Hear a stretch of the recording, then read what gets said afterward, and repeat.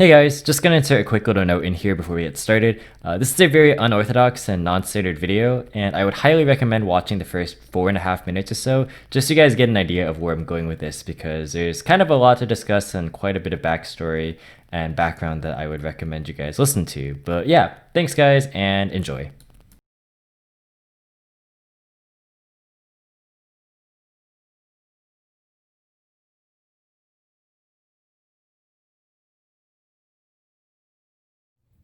Hey, what's up guys? Sir Emanon here, and this isn't really going to be as much of a deck profile as much as sort of an initial impressions video, because I'm gonna give a little bit of a short story here.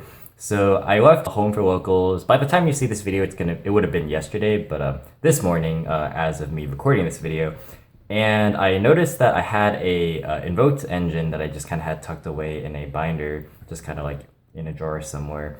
And I realized I picked this up about like a year ago when like invocations were really cheap, and obviously now they're like $40 because of hype.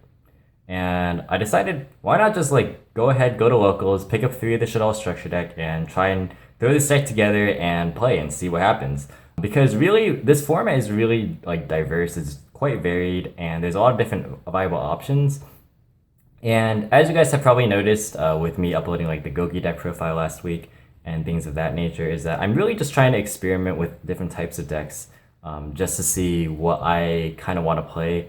And also, it's just kind of the fact that I don't really have any major events until Master Rule 2020. So this is kind of like an in limbo format for me, where I kind of just have the freedom to, experiment and play with a lot of different decks at locals, because I'm not really going to be going anywhere except the locals for the foreseeable future, right? So might as well just play whatever and have fun. And with Lunoite specifically, there's a lot of problems I have with that deck right now. It's a good deck for sure, but not without its problems. And because I know the deck so well, like I can't really see past its problems. I will probably make a video about like why I'm like I'm not like leaning away from it, but I'm less sort of like attached to it, I guess, if that makes sense. But yeah, this is a very thrown together list. I literally made it 30 minutes before locals. So it's extremely thrown together, and I would not advise using this as a copy paste sort of like build that you should use, especially when it comes to the extra deck. And I'll talk about that more as we get into it. I still managed to do pretty well even without like any testing. Like I played 0 games of this deck prior to it, like not even on Dueling Book. I also knew very little about like the actual interactions this deck had to offer. So I was really just learning as I was playing, and I think that it was a pretty good sort of like testing ground as far as like a basic primer on how the deck functioned. So I found that to be pretty useful, and I did actually manage to go 4-1 in Swiss. We had 29 people at locals, so fairly decent size. And I won top 8, and then in top 4, we didn't play because we just wanted to split prizing to go home. So yeah, might have made it further, might have gotten knocked out of top 4, but regardless, the deck did well enough to where I think that I can talk about it a little bit and talk about maybe why it's gaining some traction and favorability in the metagame. So what I'm going to do is kind of something a bit different from like a lot of deck profiles, and that is that I'm going to start off with the extra deck, because the extra deck is very, very thrown together, and I was missing a lot of cards, and that's going to explain a lot of the main deck. So don't, try not to yell at me too much in the comments, because this is very, very imperfect as far as the extra deck is concerned. So it definitely limited my options. But yeah, so starting out with fusions. 2 copies of El Shaddoll Construct. Not Shaddoll Construct, because if you guys saw the YCS, somebody, I think it was Utrecht, somebody wrote Shaddoll Construct on their deck list instead of El Shaddoll Construct, and either got a game loss or like warning or something.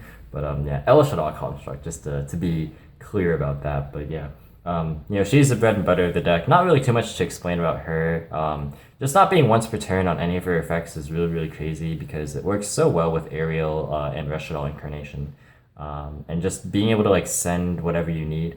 There's like a specific order of like Shaddolls that you want to kind of like filter through, like turn by turn, assuming that you don't need to like flex into anything for the situation. But I'll get into that more when we get into the main deck Shaddolls. But yeah, obviously she's like the centerpiece of like the sort of combo lines. It's kind of weird though, like, because if you are going first, which I chose to blind first in a lot of the games that I did win the die roll, you have to run like a more concentrated light count in order to get to her turn 1. And like a lot of combo videos that you'll see will be like Alistair plus Wendy plus like damage juggler or things like that. And like those combos are fine. And they're still like, applicable. It's just that like you're not running a lot of lights in a lot of builds. I think I'm running more lights than most people, but like I'm still only running 3. So take that as you will as far as like the ratios of people are generally playing. But turn 1, it's kind of hard to actually utilize her into your like sequencing. But like later on, obviously she becomes a lot more useful as you can fuse from the deck with the main deck Shaddoll fusion and stuff. She becomes a lot more useful, I guess, if you either open a particular hand or just later into the game. Then we got 2 copies of Winda. So Winda Pass just gets you there. It's kind of insane. We're at the point in the format where like decks are, I wouldn't say fragile, but like there's no deck that is so incredibly resilient to like every like aspect of the format. Like every deck has an answer right now, and because of that, I feel that like one of the best like all-encompassing floodgates to like a large majority of the decks being played right now is Winda, and like just being able to sit on Winda with like a set Super Poly or set El Shaddoll fusion is like strong enough to keep you in the game to where you can just juggle resources and eventually just out resource your opponent. This is kind of a mid-range combo deck. I would kind of compare it to Salamangreat in the aspect that it's not like trying to put out a billion disruptions or negates in most cases, but it ends on a board that's like manageable enough to dissuade or disrupt your opponent or deter your opponent from actually being able to advance his or her plays, and then you can just sort of go off on future turns. If you get a couple of turns to play. So like Winda is obviously a key sort of factor in that. And then we have the 1 copy of Apkolo. So he's really good in the mirror match in particular is what I found out, because if you open Shaddoll Fusion and use him to negate like regular Winda, that's like you're out without having to like crash like Windas. So like something I thought like going into it was like, oh, the answer is just like summon Winda and crash, but obviously if you open Shaddoll Fusion, then you can just bypass that entirely and like make all your plays. And he's really cool because like, what I was doing a lot in the earlier rounds of the tournament was like I was adding a Shaddoll monster and then like discarding that monster to trigger its effect. But later I realized like you could do that if you need to, but you could also just add like the Shaddoll spells and traps and then discard like dead cards or duplicates of cards, or you can just get more value than like searching and then discarding the same card. And the graveyard like recycling is also really cool. It makes it so you basically can sort of delay the inevitability of the deck, right? Like you can conserve resources in your deck, which is really cool.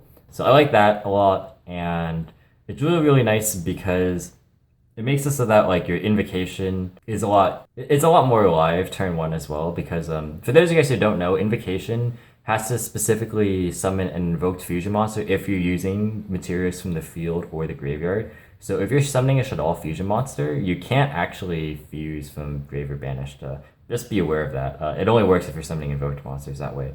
So if you're summoning any of these with invocation, you have to use materials from your hand, and a lot of the time you'll have a Wendy or an Ariel in your hand. So like this is a good play starter if you don't like manage to see a light for constructs. So like this is kind of like an alternate sort of pseudo starter, because like you need to link it away in order to actually get value out of it, but like there's obviously very easy ways to do that. I really like him a lot. He's like really good. All right, and then I'm gonna have to proxy a couple of these because I borrowed them from friends. But like for the evoked stuff, we have 1 Makaba, 1 Purgatrio, and 1 Kaliga. Yeah, so about these cards, it's kind of interesting because I feel like I didn't rely on these as much as a lot of other people might. I rarely summon Purgatrio, and Kaliga is a lot harder to summon in this deck because I don't own Salamangreat Almirage, nor was able to borrow one from a friend. So the lack of Salamangreat Almirage is like a really big problem as far as getting like the board of Winda Kaliga, because Winda Kaliga is really easy to achieve. All you need is any way into Alistair plus like Wendy or Squamata or Hedgehog or like any 2 Shaddolls really, and then like Shaddoll Fusion or El Shaddoll Fusion, and then like you basically got it. But you need Almirage or like an extender, but like there's not really a lot of like extenders before you start fusing. Like you have to open particular hands in those sort of instances. But I digress. Like it's a lot harder to like make use of the Kaliga when you don't have Almirage, and Almirage is like really important, which is something that obviously is why I'm saying like you shouldn't use this as like a template, like a BL end all sort of guide. But yeah, like ideally, if you're playing like a full power build, you'd have like Winda Kaliga turn one, or like Winda Kaliga Appaloosa, or some variation of that. If you're blinding first, of course. And Purgatrio is also like all harder to make when you don't have Almirage, because that's like the free fire, and you'll see that in my main deck choices. But like, one specific main deck inclusion. But yeah, that's gonna be it for the fusions.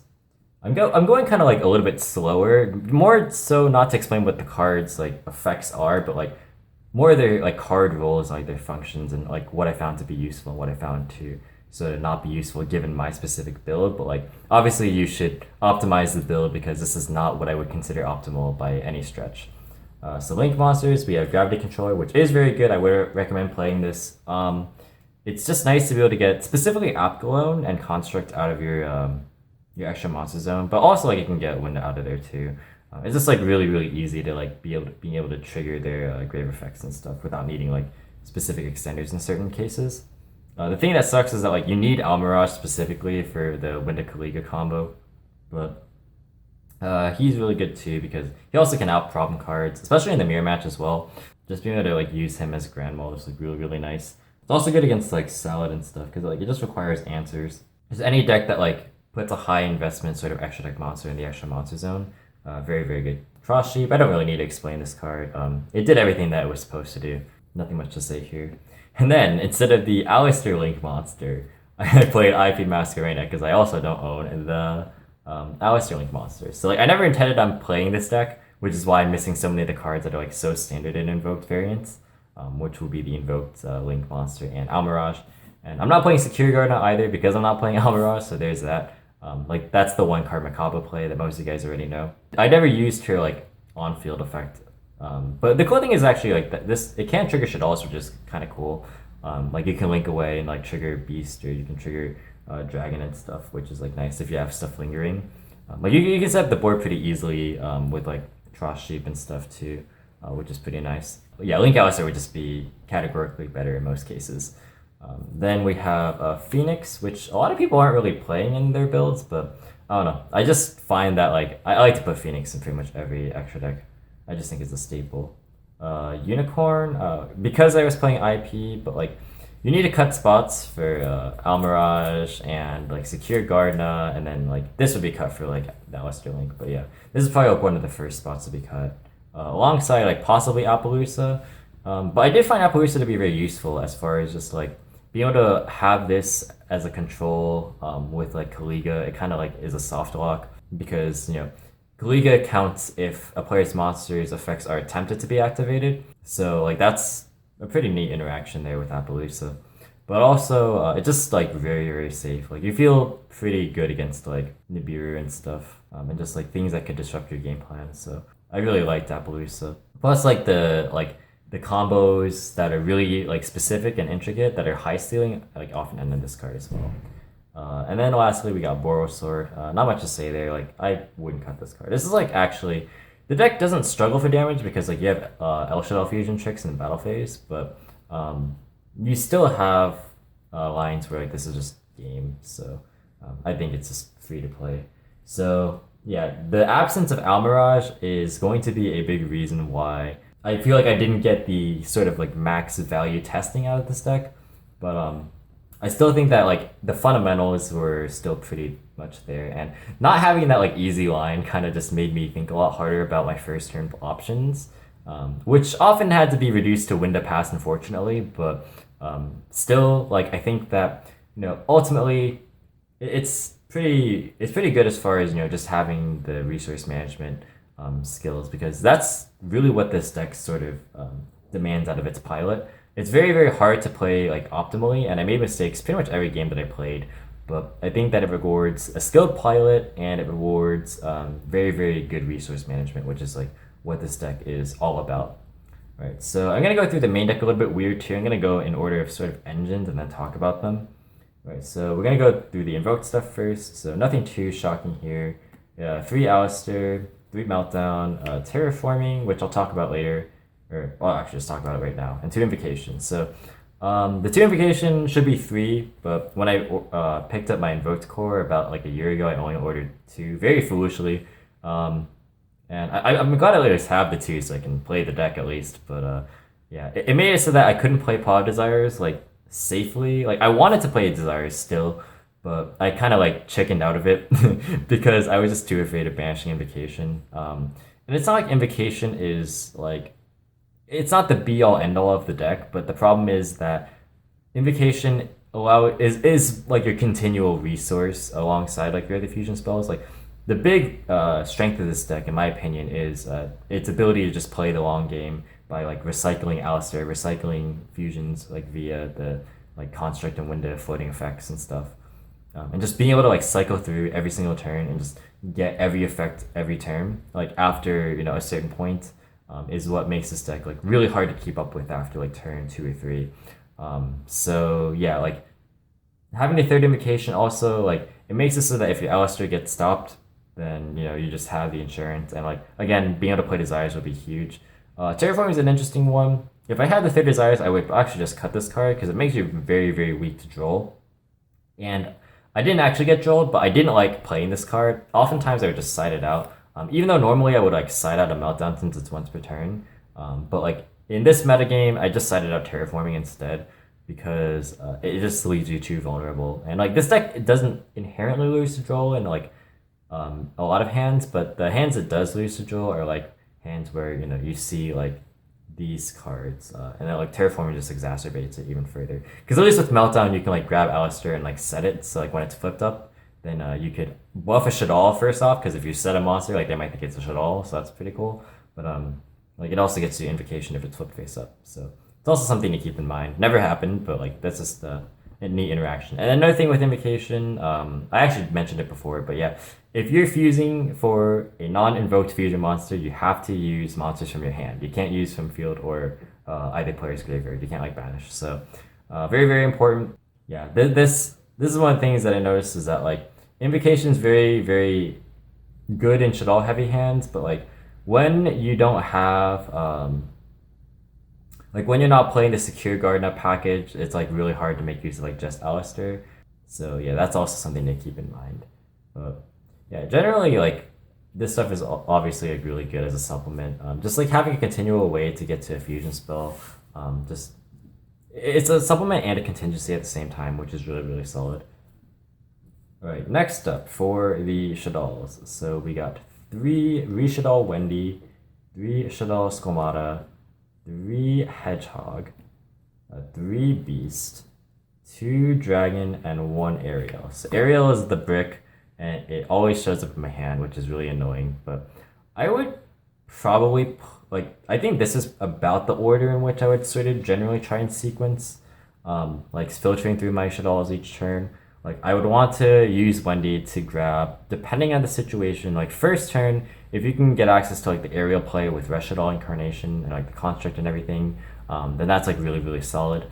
But if not, then like setting, it just depends. Like if you're setting stuff for follow-up, like if it's like towards the end of the turn, like setting Beast isn't a bad idea. Setting Skomata is sometimes actually okay, if you can like flip it up later. But yeah, like just triggering things that like you can fuse later with, because like super poly is really really good as well.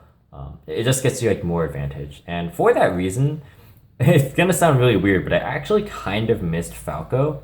A lot of us aren't really playing it right now, but I think Falco offers a really unique niche in that it offers like recursion in a way that the deck doesn't have.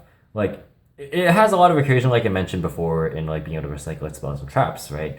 But being able to recycle monsters is kind of like actually a lot harder to do. Like you need specifically things like cross sheep or like just cycling through more and more stuff in your deck. But like you can't really recycle a lot of graveyard things except for like Apgalone and stuff, right? So I think for the most part, like the deck doesn't really run out of resources, but it's just nice to have like extra bodies on board, right? Like if you set like a Falco off of a Wendy and like they can't really deal with it, then that's just another kind of lingering threat that your opponent has to sort of contend with, which I think I'd actually value pretty highly. So yeah, Skolvada is a very interesting one because it's just like the Swiss Army knife. Like it's because like I mentioned before, you can't reliably make construct if you're going first, like unless if you open specifically one of your very limited light monsters. Like no matter what build you're playing, of Invoked Shaddoll, for the most part, you're not playing that many light monsters.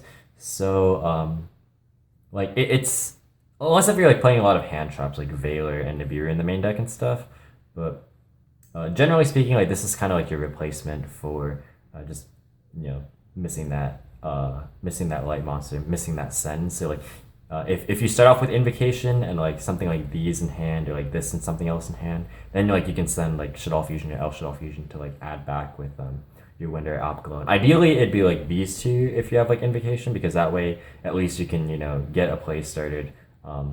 Assuming again like you're like me and you don't have what's its face Almirage, because you have Almirage you can just do the Winder Kaliga play and that's totally fine. But even still with that play, like you can use Squamata to send like resources to add back like off of the window when it floats later on. So yeah, like obviously this is a very very solid resource and it like triggers everything else. So like it's kind of just the pseudo Rhoda, but like this is the actual like monster Rhoda, so that's why I have it here third. Like ideally if you have enough resources, like you'll be able to like filter through these two pretty quickly. I made the mistake in the earlier rounds of my tournament, of the tournament rather, of prioritizing Beast over Hedgehog.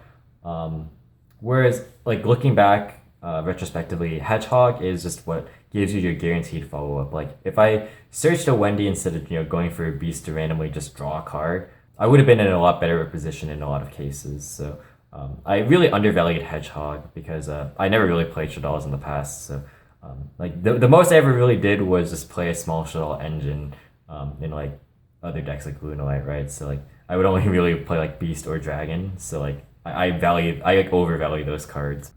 Beast actually is the one whose flip effect I feel like I use the most personally. It's because like it's hard to use Aerial when you don't have Construct. Like if you don't have consistent Construct access, then like setting this off Wendy doesn't like do a whole lot, because then like you don't have a way to get Resh Shaddoll Incarnation engraved to like be able to trigger this, and like you don't have ways to banish like Shaddoll monsters to be able to like make this like flip effect worth it. And again, I drew this thing a lot. I'm going kind of out of order here, but like yeah. So like the reason why like Beast is useful is that like it just makes it so that it contributes to your inevitability, right? Where if you're setting it off of Wendy, then your opponent has to somehow deal with it, and it's hard for them to like meaningfully deal with it without them taking a hefty minus, and at the same time without giving you a plus, right? So they like in order to achieve that, they'd have to like go Unicorn Spin, but that's a heavy minus for them. Like you wouldn't Unicorn a Beast in most cases, right? So like this just assures you that like you have some resources, whereas Hedgehog for the most part lets you guarantee what resource you get. Depending on what stage of your combo you can trigger Wendy, it really just depends. So I think like these are sort of just depending on like what your hand looks like and how you can set up for future turns. Like this deck requires a lot of like forward planning. You need to plan very far ahead in the current turn, but also like for the next turn. So like that's something that I really didn't expect when I kind of started playing. But as I got more and more into it, I kind of realized the value of just like forward planning. Dragoness here is just like your utility. The cool thing is like oftentimes like especially in the mirror match when I play the mirror today, this is the monster that I would try and like set off of Wendy if I could during my opponent's turn. Like if I had an El Shaddoll Fusion or something of that sort. Like setting this face down is nice because like it deals with the Shaddoll monsters, like the opposing constructs and windows and stuff without them floating, which is cool. And Aerial also like sort of does the same thing because like you just banish all like the spells and traps so that they can't really float. So yeah, really liked it in that aspect. And of course just like having a in-engine MST is like really valuable. And yeah, like the banish effect actually for this card comes up pretty handily in matchups like the Mirror and Lunalite and Salamangreat and stuff. So pretty good stuff. So yeah, I don't think I would change any of the ratios of the existing Shaddolls, but I would definitely try and experiment with one Falco. I really think that having that sort of like additional ability to just like have your boards be a little more sticky is like really good, because like being able to like have a board that is very hard to fully clear is like really a good strength to have. And then the fusion spells are obviously the 6. There's really nothing to say about these. It's just that these are broken with Meltdown up, and this is awesome in the battle phase, of course. And yeah. Oh, the cool thing is because Dark Ruler No More is like really prevalent, you have to have an answer to it because like if you go Winda, Kalia, or even just like Winda, having this set allows you the ability to just continue to lock out your opponent. This in tandem with I'll just put it right here with Super Poly. So yeah, these cards just allow you to play beyond threats. These are like good options to have. All right, and then the clowns. So this is a weird ratio. I did one juggler and two trick clown because for some reason I only own one damage juggler. I actually kind of liked this though in some spots because hard opening this just makes it so that you can link it away like multiple times, or like fuse away with it multiple times, and not have to worry about it like just permanently being gone. Obviously, because it's a hard once per turn, but like just having the second copy, being able to like either hard draw it or search it off this, or like send it off Shaddoll Fusion and stuff. It's really useful because like you just get more recursion, and I really liked that. I really liked having the ability to just continuously recur, get more linked materials because I linked a lot in my deck. I watched some of the YCS Las Vegas 3v3 feature matches on stream. I noticed a lot of people like generally don't like to link a lot in this deck, but I do personally. So maybe I'm playing the deck differently and maybe I'm optimally, but I think so. Like a lot of lists also are like only opting to play like just one, but I think that if you're binding second, it makes sense. But if you're binding first, like you just need more ways to get construct. And like while I don't think three lights is like gonna get you there a lot of the time, it's there enough to where like you don't clog on nonchalant names, but at the same time you have the ability to still like flex to construct lines if you need to.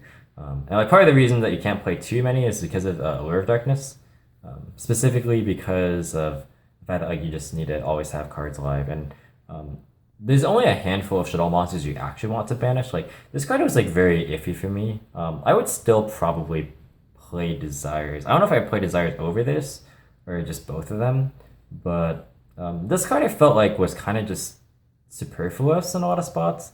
I felt like I didn't really draw it too often, but like the times I drew it, a lot of the time I just felt like I would rather have Desires, because like when the hands that are bad in this deck are the hands where you don't have Shaddolls, like when you're going first, and when you're going second, like sure you're like trying to filter for Shaddoll Fusion, or rather Shaddoll Fusion and stuff, but like Desires does the same thing, whereas like this gets rid of a resource that you could potentially use in like your combo line. It feels especially bad to have to banish like Squamata or like Hedgehog or Beast, and those are like that's like a lot of your dark targets.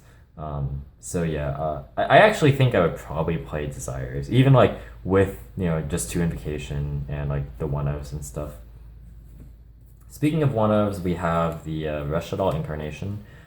I'm kind of like a sicko and want to play multiple of these, because like okay, hear me out, right? So this is a card obviously that's like not great to hard draw, but and like you only really want to set it off like Construct or Squamata and stuff, but like this is what really allows you to play proactively, right? Because if you're able to set up a Wendy to set Squamata or Dragon and have this engraved, then it gives you the availability to like have extra interrupts, which is like really nice to have.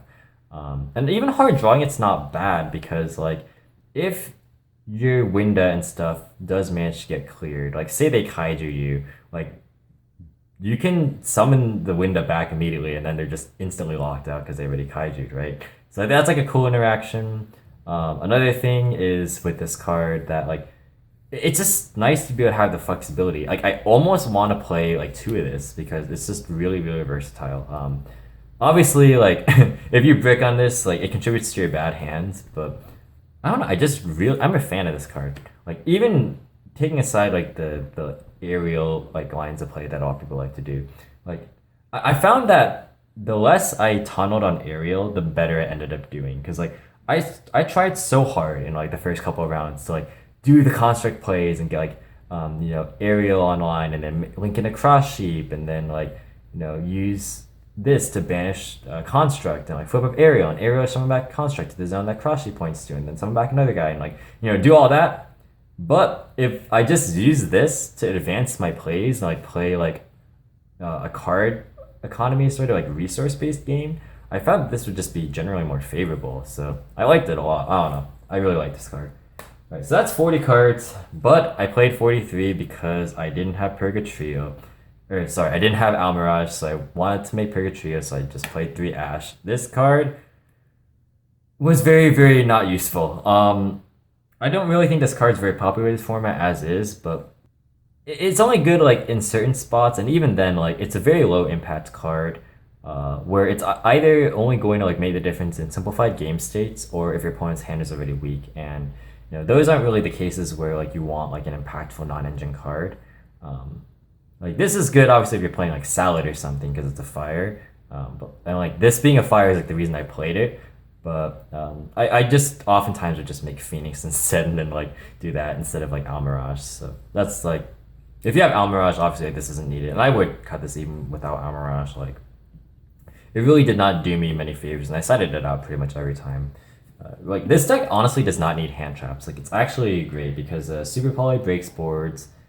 You can like chew through back row pretty well, and you don't really need to like focus on stopping your opponent like by disruption. You can just focus on like setting up a board that's hard for your opponent, or like a pain for your opponent to like actually deal with.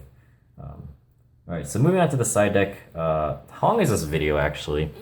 This is gonna be like more chill. Oh god, it's 33 minutes. Cool. All right, so we're just gonna go ahead and go through the side deck real fast. So 3 Nibiru the Primal Being. I like this a lot more than Ash. Whenever I sided it in, I just felt like it was better because like it's again not like super high impact, but it's a card that like your opponent is already committing to a play, whereas like Ash, like a lot of the time is like reserved for play starters, where like they could just have an extender and the Ash doesn't do anything, whereas like this is where your opponent specifically is already committing to a specific line and you want to stop them. I guess I should explain Nibiru a little bit more. It's a light, which is cool, and it's very good against Salad. You have to be careful in the mirror match because as soon as Wind is on the board, because of the way that Nibiru is worded, the conjunction then, like you special summon this and then you summon the token, because of the way that's worded, you can't actually Nibiru under, or if your opponent has Wind up, or if Wind is on the field in general. So something to note. 2 copies of Mind Control. I didn't actually get to use this card, but I'm kind of a fan of this card, this format. It's nice when you can like force out certain cards, or you use this to force out a card and then use other things like I sided evenly, of course. So I guess I'll just put this here. So 3 Twin and 3 Evenly. Like these are general for back row, but like if you can like force out negations, like this is like just a blow at it as well. And then I had one more spot because obviously Mind Contact too, so I played Starving Venom as an extra Super Poly target. It wasn't needed at all. Like whenever I resolved Super Poly, it was either aggressively to just do stuff in the battle phase and like kill my opponent, or it was to it was sufficient enough to like fuse into a Shaddoll monster, or even like an invoked monster if it left Alistair on the field. Oh yeah, another thing. Speaking of like the invoked stuff, so there should definitely be Elysium in the extra deck, because if like you're able to use like I don't know, this plus something else for like Elysium. I'll just put Elysium on the screen actually. Elysium is very useful because you can super poly into it and then use its quick effect to just clear your opponent's board. If you guys watch the feature matches of YCS Vegas, you'll see, I think it was Asala versus Cody Angelov. Asala just like wiped Cody's entire board. It was like just pretty crazy. So yeah, that card should definitely be in there as well. So yeah, there's a lot of things to definitely like move around, and I want to play a lot of cards in the extra deck, but like space is very tight. But yeah, this is like, I wouldn't call this a deck profile, but like it was more of just a review of what I thought about the deck. So what do I think about the deck in this format? I think it's good. I'm not sure if I'm convinced it's the best deck, but I see why it's good. It's good because it creates like medium investment, medium reward plays, but it's very resilient to like interruptions, and like in the long game, it's very easy to grind with the deck and just overwhelm your opponent with resources advantage, which I think is something that I like having that in a deck, just being able to like accrue a lot of advantage like later in the game. Like that's like one of the biggest strengths Lunalight has actually. Same with also guys, like all the decks I like to play, like BA too, like because like you grab tour guide and like all this stuff. So like I like decks that whether they start quickly or slowly kind of depends, but like I like decks that are able to just play without running out of steam later. I don't like decks that kind of just run out of gas turn one. Even though like there are definitely decks that I played in the past that are like that, but yeah, I like having longevity and just being able to like have a plan if my if my initial game plan gets stopped, which is cool. But anyways, I've talked for long enough. I'm sorry that I didn't upload basically all of this past week. Very busy with school. If you made it this far in the video, definitely leave a hashtag. Leave a hashtag construct, because we like construct. But yeah, if you made it this far, I want to thank you for sticking around and being a real one, because like it's I feel bad whenever I kind of go for a while without uploading. And I'm like trying not to do that, but just a lot of stress, to be honest, like related to school. But I'm like trying to just work my way through it. And like I got a lot of my work done this week, so actually by the time you see this, I will be preparing for another locals. I'm doing a double locals weekend, just to reward myself for getting a lot of work done this week. So I'm pretty proud of myself on that one. But anyways, again, enough chit chat. Thank you guys so much for watching this video. Hope you guys enjoyed. If you did, be sure to leave a like as well as any thoughts or feedback in the comment section down below. Feel free to subscribe for more competitive and informative Yu-Gi-Oh content. If you want to, you can follow me on Discord, Twitter, or Twitch. All three links in the description as always. And once again, thank you guys so much for watching. And until next time, I'll catch you in the next video. See you guys.